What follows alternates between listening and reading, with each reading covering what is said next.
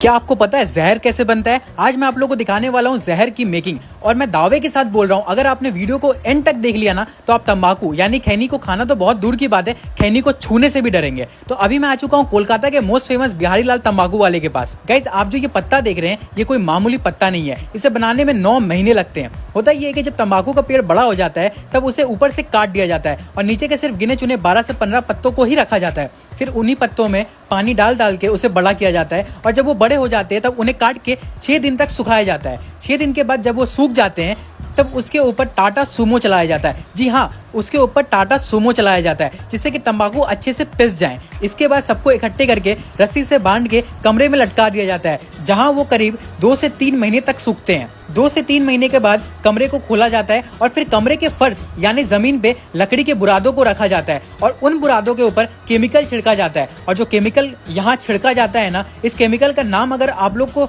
बता दूं तो आपके पैरों तले जमीन खिसक जाएगी। यहाँ एमोनिया का यूज किया जाता है। ये वही केमिकल है जो घर के साफ सफाई करने वाले चीजों में डलते हैं। अब आप खुद समझ लीजिए कि ये कितना ज्यादा हानिकारक है। अगर आसान भाषा में बोलूं तो आप समझ लीजिए कि अगर आप खैनी खा रहे हैं तो इसका मतलब ये है कि आप घर के साफ सफाई करने वाले एसिड को खा रहे हैं। लकड़ी के बुरादों में अमोनिया को मिक्स करके उनमें आग लगा दिया जाता है और कमरे को फिर से बंद कर दिया जाता है। इससे होता ये है कि बुरादे के आग से जो केमिकल मिला हुआ धुआं निकलता है वो तंबाकू के पत्तों में मिल जाता है। उससे इन पत्तों में फ्लेवर और निकोटिन का मात्रा बढ़ जाता है। फिर 2 महीने के बाद कमरे को खोला जाता है और फिर उन पत्तों को पानी में डुबाया जाता है जिससे कि उसके अंदर से झाग निकल जाए। और फिर तंबाकू के पत्तों को पानी से निकाल के फिर से रोज एक साइड से सुखाया जाता है, यानी पत्तों को रोज एक दिन बाद करके उलट पुलट किया जाता है जिससे कि पत्ते अच्छे से सूख जाएं। जब पत्ते सूख जाते हैं तब इन्हें इकट्ठे करके एक जगह पे रख दिया जाता है जहां से सारे दुकानदार खरीद के लेके जाते हैं। अब बारी आती है इसकी मेकिंग की। तो गाइस, जैसे कि आप देख सकते हैं, सबसे पहले यहाँ तंबाकू के पत्तों को वजन किया जाता है।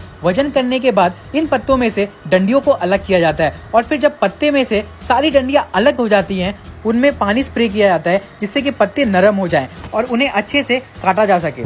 फिर इन्हीं पत्तों का एक गुच्छा बना के उन्हें मशीन में डाला जाता है और फिर उन्हें काटा जाता है। अब आप ये सोच रहे होंगे कि इन्हें तो चाकू से भी काटा जा सकता है, लेकिन मशीन से ही क्यों काटा जा रहा है? गाइस, मैं आप लोगों को बता दूं, इसे काटने का एक तरीका होता है और अगर इन्हें काटने में जरा सा भी ऊंच नीच हो गई तो खैनी का टेस्ट खराब हो जाएगा।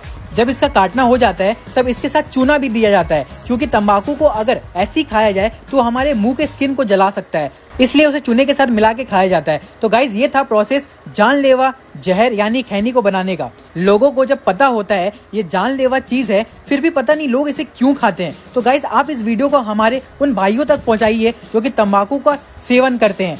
खुद भी बचिए और दूसरों को भी बचाइए। मिलते हैं अगले वीडियो में, तब तक के लिए जय हिंद, जय भारत।